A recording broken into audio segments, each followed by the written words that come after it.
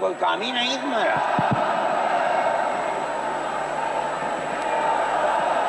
بسم اللہ الرحمن الرحیم الحمد للہ نحمده ونستعینه ونستغفره ونؤمن به ونتوکل علیہ ونعوذ باللہ من شرور انفسنا ومن سیئات اعمالنا من يهده الله فلا مضل له ومن يضلله فلا هادي له ونشهد أن لا إله إلا الله وحده لا شريك له ونشهد أن سيدنا ومولانا محمدا عبده ورسوله أما بعد مسلم پرسنل لا بورڈ کے صدر محترم نائیڈو صاحب کے نائب صدر اور ہمارے مہدی صاحب، دوسرے حضرات جو یہاں بیٹھے ہوئے ہیں، اور یہ جمع غفیر لاکھوں آدمی جو آئے ہیں جمعیت علماء کی دعوت پر، میں جمعیت علماء کے ان ورکرز اور آئے ہوئے مہمانوں کا دل کی گہرائیوں سے شکریہ ادا کرتا ہوں۔ جن لوگوں نے جمعیت علماء ہند کی دعوت پر اپنے احباب کو جمع کیا اور اپنے خرچ سے جمعیت علماء کا ایک پیسہ کیا پھوکی کوڑی بھی نہیں لگی، آپ ہی لوگ کروڑوں روپیہ خرچ کر کے اپنی بسوں کا خود ہی انتظام کر کے یہاں تشریف لائے دعوت پر اور آ کر بیٹھے۔ جمعیت علماء ہند کے خدام کے دل میں اس کی بڑی قدر ہے۔ اللہ آپ حضرات کو اس کا بہتر بدلہ عطا فرمائے۔ میرے محترم بزرگوں، آج ہی کا مسئلہ یہ نہیں ہے۔ جمعیت علماء ہند کی ایک تاریخ ہے، اور ایسی تاریخ ہے اپنے اس ملک کے لیے جو کسی دوسری ہندو مسلم پارٹی کے پاس نہیں ہے۔ علماء نے اس ملک کی آزادی کے لیے، اگر آپ ان کی تاریخ کو پڑھیں گے تو آپ کو اندازہ ہوگا کہ ان کی اس ملک کی آزادی کے لیے قربانیاں 150 سالہ قربانیاں ہیں۔ کوئی اس ملک کے اندر ہندو مسلم ایسی پارٹی نہیں ہے جس کی تاریخ ایسی قربانیوں کی تاریخ ہو۔ حضرت شاہ عبدالعزیز صاحب محدث دہلوی نے 1803 میں آواز بلند کی تھی کہ ہمارا ملک غلام ہو گیا، اس غلام ملک کو آزاد کرانا اس ملک میں بسنے والے ہر مسلمان اور ہر شخص کا فرض ہے۔ کوئی مائی کا لال نہیں تھا جو انگریز کی طاقت کے سامنے آزادی ملک کا نعرہ بلند کر سکتا۔ ایک مسلمان عالم دین نے اسی دلی کے اندر اس نعرے کو بلند کیا، اس کی جائیداد قرق کر لی گئی، اس کے مدرسے کو دفن کر دیا گیا، اس کو دلی بدر کر دیا گیا، لیکن یہ مسلمان ایسے نہیں تھے جو کسی ملک کے پیسے یا اس کی سطوت اور اس کی طاقت کے سامنے سر جھکا دیتے۔ جو انہوں نے اپنا موقف اختیار کیا تھا پتھر کی چٹان کی طرح، اسی طرح اس موقف کے اوپر کھڑے رہے۔ سب سے پہلا جہاد سن 1932 کے اندر ہوا، ہندوستانی لوگ تو جانتے بھی نہیں، اور اس کے اندر لوگ مر گئے، ختم ہو گئے۔ شاہ عبدالعزیز صاحب کے رشتے کے، ان کے قریب، ان کے اولاد میں شاہ اسماعیل شہید اور رائے بریلی کے شاہ احمد شہید، دونوں کے دونوں ختم ہو گئے، شہید ہو گئے بالا کوٹ کے میدان میں۔ لیکن پیچھے نہیں ہٹے، وہ لوگ جو بچ کر آئے تھے سن 1857 میں پھر جہاد کر دیا، اور اس کے اندر صرف اسی دلی کے اندر 33,000 مسلمان شہید کیے گئے، اور لال قلعے سے لے کر جامع مسجد تک درختوں کے اوپر ان کی لاشوں کو لٹکا دیا گیا۔ یہ مسلمان کی تاریخ ہے، علماء کی تاریخ ہے۔ بتائیں کون ہے جس کی زندگی کے اندر یہ تاریخ مل سکتی ہے؟ میں کہتا ہوں، لاکھوں آدمی کے سامنے کہتا ہوں، کوئی مائی کا لال ہے جس نے اس ملک کی اس طرح خدمت کی ہو جس طرح مسلمان علماء نے خدمت کی ہے؟ میرے بھائی، جمعیت علماء انہی مجاہدین کی بنائی ہوئی جماعت ہے۔ ہم تو ان کے جوتے سیدھے کرنے والے ہیں۔ ہمارا کیا کام ہے؟ ایک ہی کام ہے کہ انہوں نے جو جمعیت کی بنیاد کے اندر ہندو مسلم اتحاد اور ملک کے ہر بسنے والے کو ایک پیغام دیا تھا پیار و محبت کا، ہم اسی پیغام کو لیے بیٹھے ہوئے ہیں۔ ہمارا کام صرف اتنا ہے، دنیا توڑنا چاہتی ہے، حکومتیں برباد کرنا چاہتی ہیں، فرقہ پرست ذہنیت آگ لگانا چاہتی ہے، یہ نعرہ دینا چاہتی ہے کہ ہندو الگ، سکھ الگ، مسلمان الگ۔ ہم کہتے ہیں نہیں، ہندو مسلم سکھ عیسائی بھائی بھائی۔ یہ ہمارا پیغام نہیں ہے، ان بزرگوں کا پیغام ہے جنہوں نے پھانسیوں کے تختوں کو چوما، اپنے اس ملک کے لیے چوما ہے، اس کی آزادی کے لیے چوما ہے۔ اس ملک کے اندر یگانگت اتحاد جس کو آج آگ لگایا جا رہا ہے، ہمارے بزرگوں نے اسی اتحاد کے لیے اپنی قیمتی جانوں کو قربان کیا ہے، اور ان کا مقصد یہ تھا کہ ملک آزاد ہو جائے۔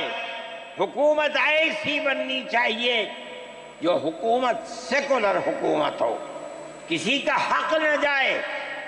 کانگریس اس لیے نہیں بنی تھی، یہ 1803 کی آواز ہے کہ ملک غلام ہو گیا، جہاد کرنا فرض ہے۔ کانگریس کا تو وجود بھی نہیں تھا، کانگریس تو 28 دسمبر 1985 کو بنی ہے، اور اس کا پہلا اجلاس بمبئی کے اندر ہوا ہے۔ آپ لوگ سمجھیں اس کو، کانگریس ملک کو آزاد کرانے کے لیے نہیں بنی تھی، کانگریس کی تجویز موجود ہے۔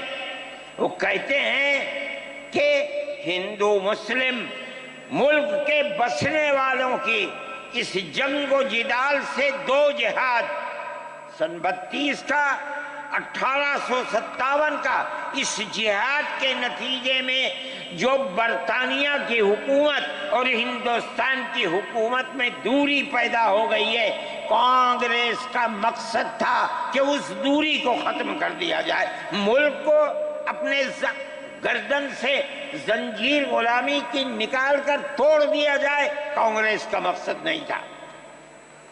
میں آپ سے کہتا ہوں یہ بات ہے اور کانگریس کی تجویز میں موجود ہے، کوئی اس کی تردید نہیں کر سکتا۔ کسی نے حضرت گنگوہی رحمت اللہ علیہ سے پوچھا کہ ایک جماعت بنی ہے جو ہندوؤں نے بنائی ہے انگریز کے ساتھ مل کر، کیا مسلمان اس جماعت میں شریک ہو سکتا ہے؟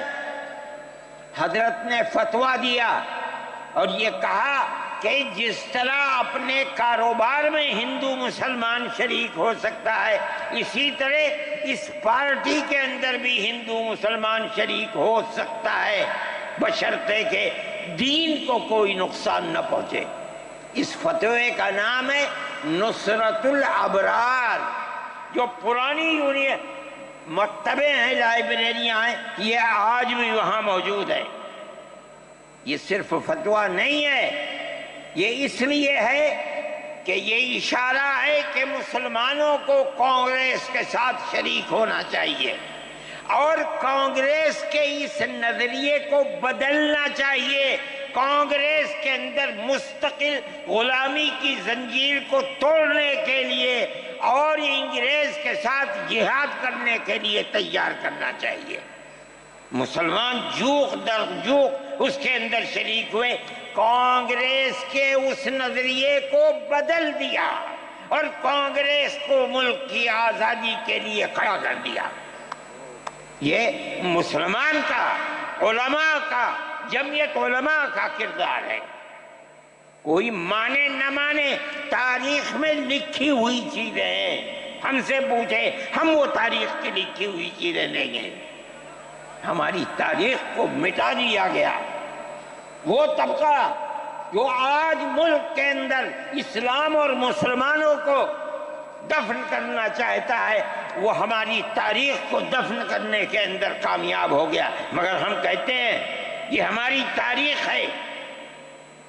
میرے بھائی، ملک اسی طرح چلتا رہا، جیسے جیسے آزادی قریب آتی رہی، جمعیت علماء ہند وہ تنہا ایک جماعت تھی جو برابر موتی لال نہرو، جواہر لال نہرو، گاندھی جی سے یہ بات کہتی رہی کہ ہمیں ضمانت دو، ہم 143 سال ہیں ہماری زندگی، جہاد کی زندگی، ہمیں یہ ضمانت دو کہ ملک آزاد ہوگا تو اس کا کردار سیکولر کردار ہوگا، دستور سیکولر دستور ہوگا، جس کے اندر ہندو، مسلمان، سکھ، پارسی، عیسائی ہر ایک کو اپنے مذہب کے ساتھ جینے کا حق ہوگا اور حکومت کا کوئی مذہب نہیں ہوگا۔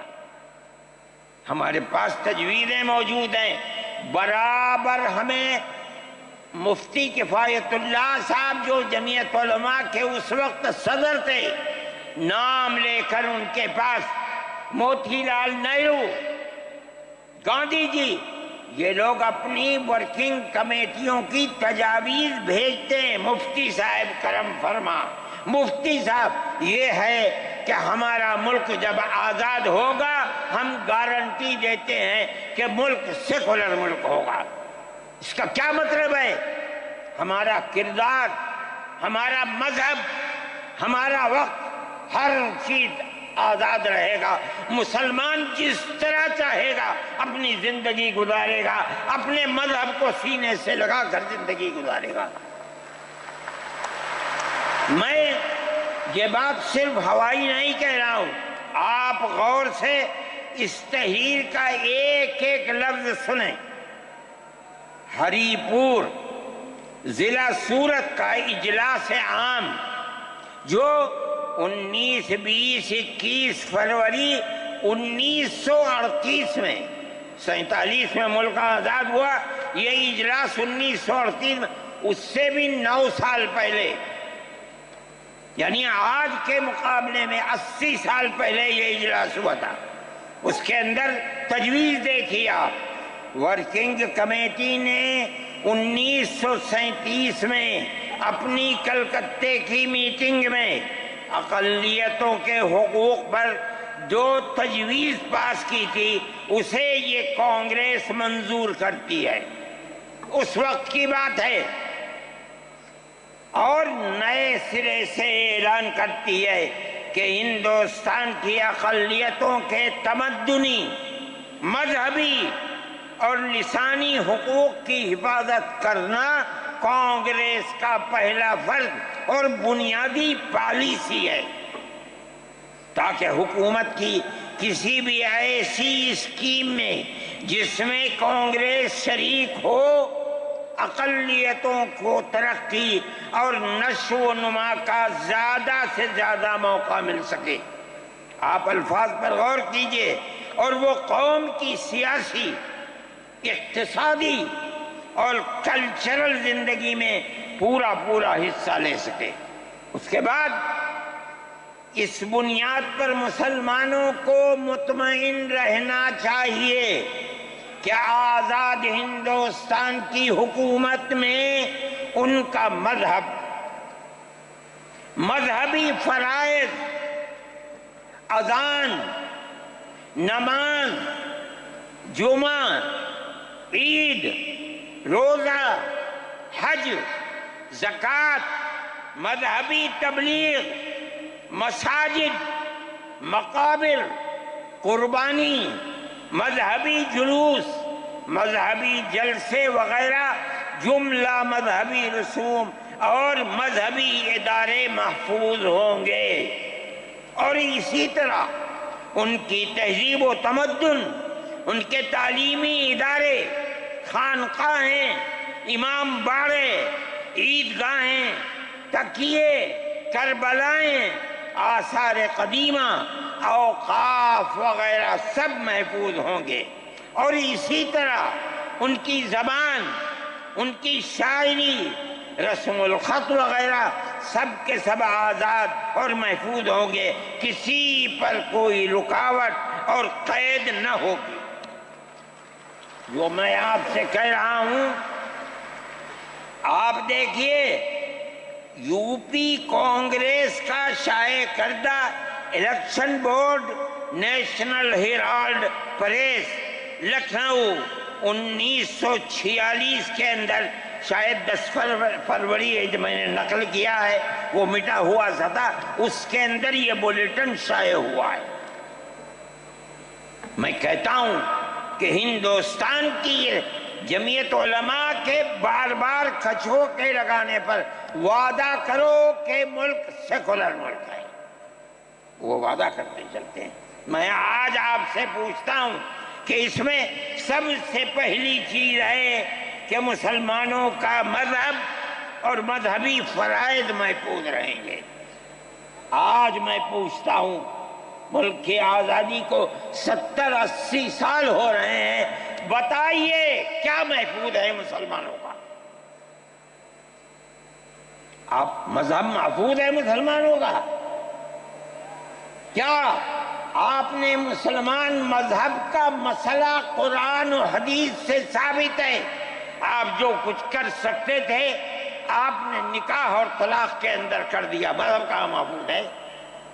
آپ کی حکومت اتراکھنڈ میں ہے، آپ یکساں سول کوڈ، یعنی کوئی تعلق مسلمان کا مذہب سے نہیں ہوگا، گورنمنٹ جو قائم کرے گی اس کے اوپر مسلمان کو چلنا ہوگا۔ کہاں کا سیکولرزم ہے؟ کیا مسلمان اس پر اطمینان کر سکتا ہے؟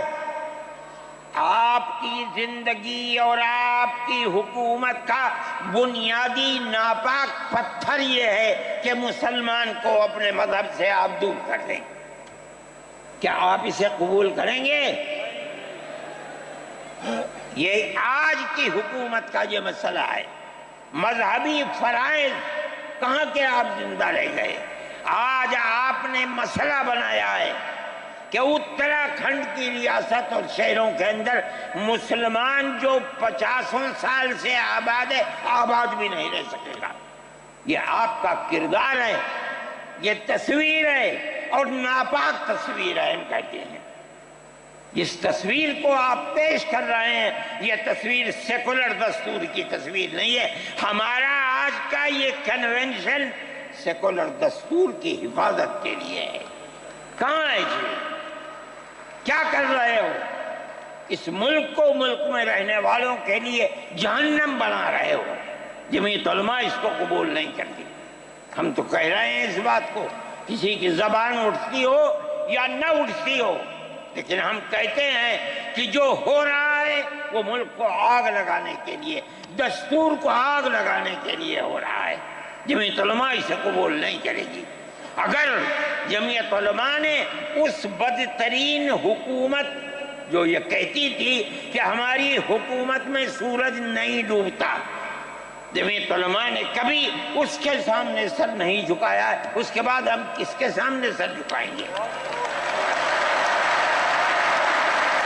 ہمارا سر صرف ایک اللہ کے سامنے جھکتا ہے اور کسی کے سامنے نہیں جھکتا۔